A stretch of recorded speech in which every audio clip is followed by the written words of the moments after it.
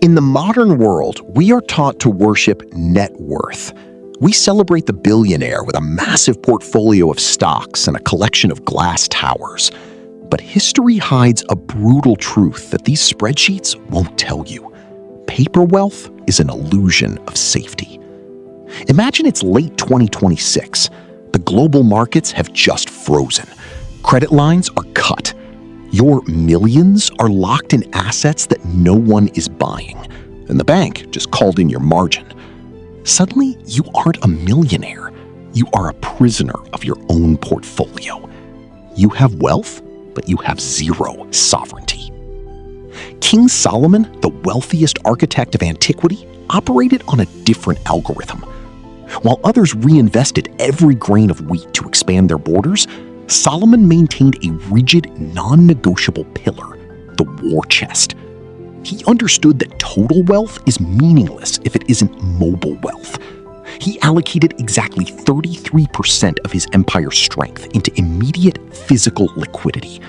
This wasn't just savings. It was the power to act without asking for permission.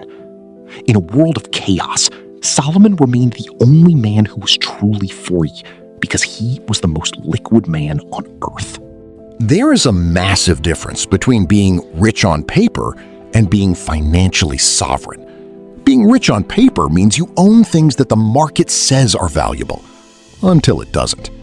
Being sovereign means you own the one thing the market needs when everything else is failing: access to capital.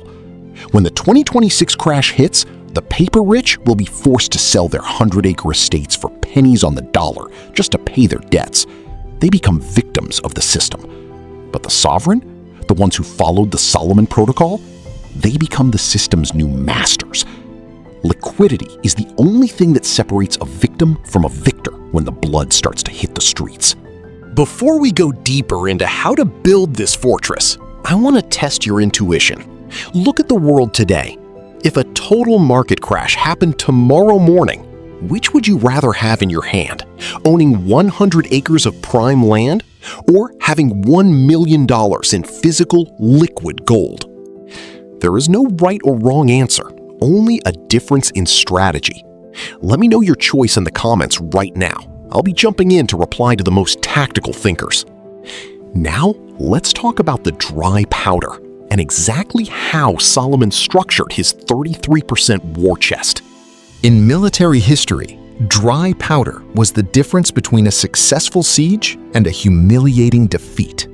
If your gunpowder got wet, your cannons were just heavy pieces of iron. In the Solomon Protocol, liquidity is your dry powder.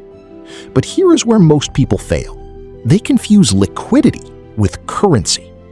Solomon didn't store his wealth in falling paper or promises. He stored it in universal value.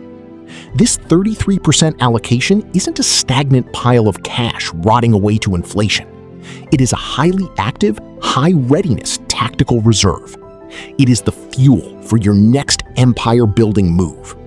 While the modern world tells you to invest every cent to keep up with inflation, Solomon tells you that the cost of inflation is a small price to pay for the ability to strike with absolute precision when the timing is right. So what does a war chest look like in 2026? It follows the rule of 3: stability, portability, and velocity. First, stability. This is your physical gold and silver, the God's money that has survived every empire for 5 millennia. It is your ultimate insurance. Second, portability. This is your hard currency, the global reserve assets that are accepted anywhere in the world, from London to Singapore, in an instant. And third, velocity. This is your digital liquidity, capital held in high-yield, short-term instruments that can be deployed into a new business or a real estate deal in a matter of seconds. Solomon didn't just have wealth, he had functional wealth. If his borders were threatened, he didn't have to sell a vineyard to pay his soldiers. He reached into the war chest and moved the needle instantly. Most financial advisors will look at your 33% war chest and call it unproductive capital. They see the 5% or 10% you might be losing in potential market gains. But Solomon looked at it differently. He saw the opportunity cost of being illiquid. If you are 100% invested in the market, you are a passenger. You go where the tide takes you. But when you have dry powder, you are the captain. You can afford to be boring for 2 years just to be the only person with enough capital to buy a distressed company or a foreclosed skyscraper in the 3rd year. This isn't about the interest rate you earn on your cash. It's about the massive discount you earn on your next asset because you were the only one who could pay today. But having the powder is only half the battle. The real question is, when do you light the fuse? Let's talk about the most aggressive part of the protocol, the Vulture strategy. There is a moment in every economic cycle where logic dies and fear takes the wheel. We call it the bleeding. It happened in 1929, 2008, 2020, and it is looming again for 2026. In these moments, the paper rich lose their minds. They panic sell assets they spent decades building just to stop the pain. They are desperate. They are bleeding. And in the natural world, when there is blood in the water, the predators arrive. But Solomon wasn't a predator. He was a vulture. While predators hunt for a fight, vultures simply wait for the inevitable. The Vulture protocol is the art of being the only person in the room with a war chest when everyone else is out of breath. History tells us that Solomon's fleet, the ships of Tarshish, didn't just trade, they dominated. Why? Because Solomon understood the liquidity premium. When a famine hit a neighboring kingdom or a trade route collapsed, Solomon's men didn't offer sympathy. They offered gold. They bought land, cedar, and labor at 10 cents on the dollar. Was it ruthless? To the unprepared, yes. But to the architect, it was simply reallocating resources to those who knew how to manage them. Solomon knew that wealth doesn't disappear during a crash, it simply transfers. And it always transfers to the man with the most liquid war chest. Most people are forced into bad deals because they are desperate. They take high-interest loans, they sell their best stocks at the bottom, they surrender their equity. Why? Because they have no buffer. They have no war chest. Having 33% in liquidity gives you the ultimate kingly power, the power to say no. You don't have to sell. You don't have to borrow. You are the only person who can afford to wait. And in the world of wealth, the person who can wait the longest always wins. Stop. Look at the charts of 2008. The people who bought real estate then are the moguls of today. Look at 2020. The people who had cash to buy the dip are the ones who retired early. Now, look at your current situation. If the Great Reset of 2026 started this afternoon, would you be the person bleeding out, or would you be the one with the war chest ready to buy the world? Most of you watching are over-leveraged. You are playing a dangerous game with 0% liquidity. You aren't building a kingdom, you're building a house of cards. But even with all the gold in the world, if you don't know what to buy, your war chest is useless. You need to know the hard assets that actually survive the fire. Let's look at the actual composition of a 2026 Solomon Reserve. A war chest is not a single bank account. In the Solomon protocol, liquidity must be layered. If all your cash is in one bank and that bank freezes, you aren't liquid, you're locked out.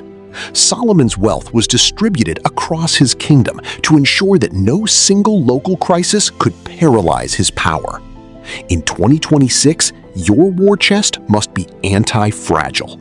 We divide your 33% liquidity into 3 layers of security: the bedrock, the buffer, and the blade. Layer 1 is the bedrock. This is 10% of your total wealth held in physical gold and silver. Why? Because gold is the only financial asset that is not someone else's liability. It doesn't require a power grid, a satellite, or a functional banking system to have value. For 3,000 years, it has been the final settlement. In the extreme chaos my viewers often ask about, the hard crash, Gold is your ultimate exit fuel. It is the wealth you can carry in a bag and use to buy a new life anywhere on the map. Layer 2 is the buffer. This is your cash in the strongest global currencies. In 2026, you don't just hold the currency of your home country, you hold hard currencies like the Swiss franc or the Singapore dollar. This is for mid-term stability. And finally, Layer 3, the blade. This is your high-velocity digital liquidity, capital sitting in money market funds or liquid reserves that can be moved into a deal in 60 seconds. When a Vulture opportunity appears, you don't have time to go to a vault or sell a gold bar. You need the blade to cut through the competition and secure the asset before the market even knows what happened. But here is the golden rule. The war chest is a living organism. As your business pillar grows and generates profit, you don't just spend it, you feed the war chest. If your soil pillar appreciates in value, you harvest a portion to refill your ammunition. A king is never satisfied with a full vault today if he knows it will be empty tomorrow. You must constantly rebalance to keep that 33% threshold, because the next crisis isn't a matter of if, it's a matter of when. And when it arrives, your allocation will be your destiny. Most people think a war chest is about money. It isn't. It's about clarity. When you are 100% leveraged, when every penny you own is tied up in a volatile market or an illiquid property, you are not a king. You are a slave to the news cycle. You wake up in a cold sweat checking the charts. You make decisions out of fear, not out of vision. Solomon's true wealth wasn't just in his gold. It was in his ability to remain calm while empires around him crumbled. He had the king's peace, because he knew that no matter what happened to the soil or the enterprise, his 33% war chest provided a fortress that no recession could breach. This brings us to the final secret of the Solomon Protocol, the stewardship mandate. An owner panics because they think the wealth belongs to them and they are terrified of losing it. But a steward understands that they are merely managing a dynasty that will last 100 years. The war chest is the guardian of that legacy. It ensures that your children's children will never have to start from zero. It provides the generational oxygen needed to survive a century of storms. When you build your 33% liquidity, you aren't just saving for a rainy day. You are building a sanctuary for your bloodline. You now have the 3 pillars of the most successful financial architecture in human history: the soil for security, the enterprise for growth, and the war chest for sovereignty. But a triangle only has power when the lines are connected. In our next and final video, we will reveal the synergy, the hidden algorithm that makes these 3 pillars work as one unstoppable machine. If you haven't seen the first 2 pillars, go back and watch them now. Your 100-year legacy depends on the complete blueprint. Before you leave, answer me this. Which of these 3 is your weakest link today? Is it your lack of land, your stagnant business, or your empty war chest? Be honest. I'm reading every single comment to help you bridge the gap. Subscribe, secure your fortress, and I'll see you in the final chapter of the Solomon Protocol.